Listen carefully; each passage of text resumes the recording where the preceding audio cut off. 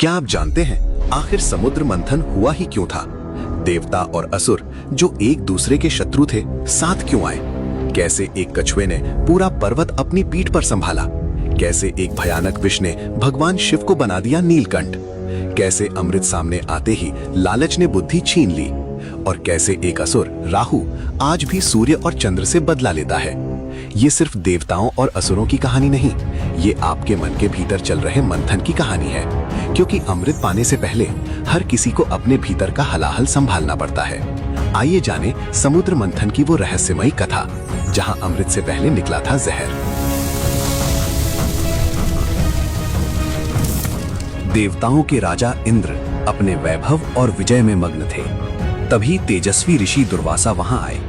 उनके हाथों में तप और आशीर्वाद से भरी एक दिव्य माला थी, जिसे उन्होंने श्रद्धा से इंद्र को भेंट किया।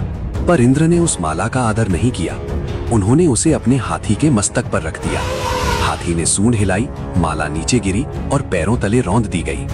ये केवल माला का अपमान नहीं था, ये ऋषि के तप का अपमान था। दुर्वासा क्रोधित हुए और बोले, अहंकार ने तुम्हारी बुद्धि हर ली है। अब तुम्हारा तेज, शक्ति और वैभव नष्ट हो जाएगा। शाप तत्काल प्रभावी हुआ। देवताओं की आभा मंद पड़ने लगी, उनकी शक्ति क्षीण हो गई। उसी अवसर का लाभ उठाकर असुरों ने आक्रमण किया और कमजोर पड़े देवता पराजित हो गए। एक समय ऐसा आया जब देवता पराजित हो गए, स्वर्ग बिखर चुका था, इंद्र का गर्व टूट चुका था। देवताओं के चेहरे पर पहली बार भय दिख रहा था। उन्हें समझ आ गया था कि ये हार बाहरी नहीं, भीतरी है। वे सब शरण में गए भगवान विष्णु के। उन्होंने सहायता मांगी, युद्ध मांगा, शक्ति मांगी, पर भगवान विष्णु मुस्कुराए। उन्होंने कहा, समस्या बाहर नहीं है, समाधान भी बाहर नहीं होगा। समुद्र को मत हो।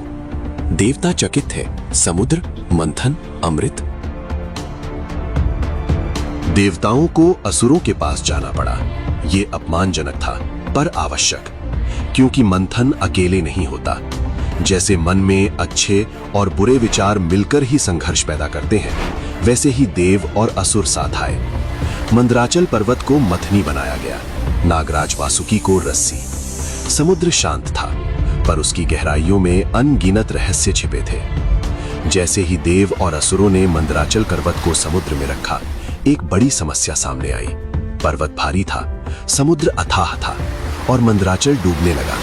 देव घबरा गए, असुर रुक गए। मंथन शुरू होने से पहले ही असंभव लगने लगा। तभी भगवान विष्णु ने कूर्म, कछुआ, अवतार धारण किया। वे एक विशाल कछुए के रूप में समुद्र की गहराई में गए और अपनी पीठ पर मंदराचल पर्वत को उठा लिया। अब पर्वत स्थिर था, अब मंथन संभव था। जैसे ही मंथन शुरू हुआ, समुद्र की लहरें विकराल हो गई। देव एक ओर, असुर दूसरी ओर। खींचतान बढ़ती गई, जल भंवर बनकर आकाश तक उठने लगा। ये केवल समुद्र का मंथन नहीं था, ये धैर्य का मंथन था, लालच का मंथन था, आशा और भय दोनों का मंथन था। धीरे धीरे समुद्र अपने रहस्य बाहर फेंकने लगा। अचानक समुद्र से निकला भयानक विष, हलाहल। उसकी ज्वाला से तीनों लोग जलने लगे। देव भागे, असुर भागे, किसी में साहस नहीं था उसे छूने का। सब अमृत चाहते थे, पर विष को कोई स्वीकार नहीं करना चाहता था। तभी प्रकट हुए भगवान शिव। वे शांत थे, स्थिर थे। उन्होंने उस विष को अपने हाथों में लिया और अपने कंठ में धारण कर लिया। ना निगला, ना बाहर फेंका, बस रोक लिया।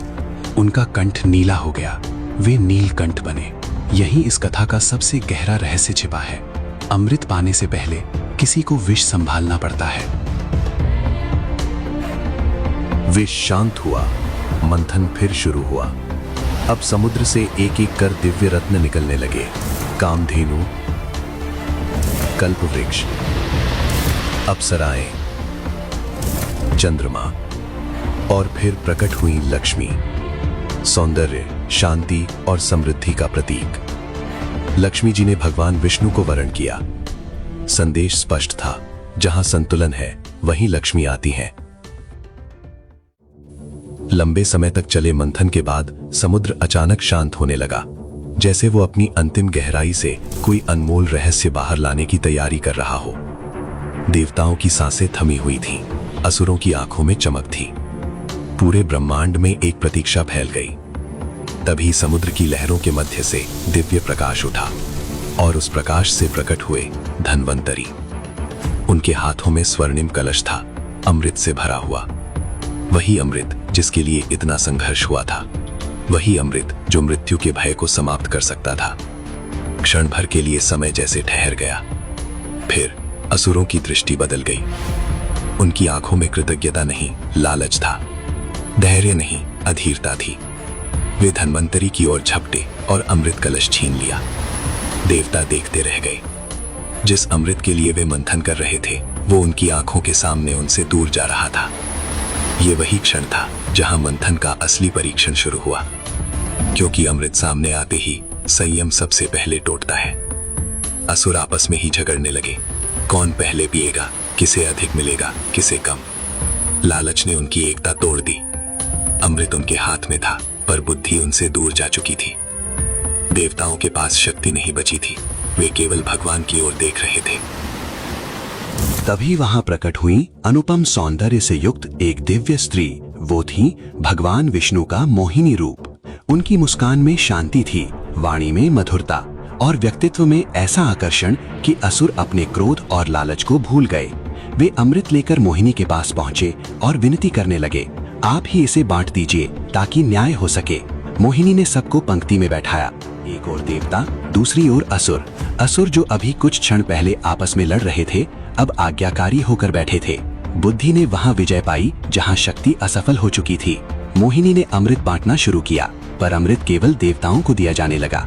असुरों को इसका आभास तक नहीं हुआ। परंतु उन असुरों में एक अत्यंत चतुर था, राहु। उसने भांप लिया कि उसके साथ छल हो रहा है। वो चुपचाप देवता का रूप धारण करके देवताओं की पंक्ति में आकर बैठ गया। जब अमृत उसके कंठ तक पहुंचा, उसी क्षण सूर्य देव और चंद्रदेव ने उसे पहचान लिया। उन्होंने संकेत किया।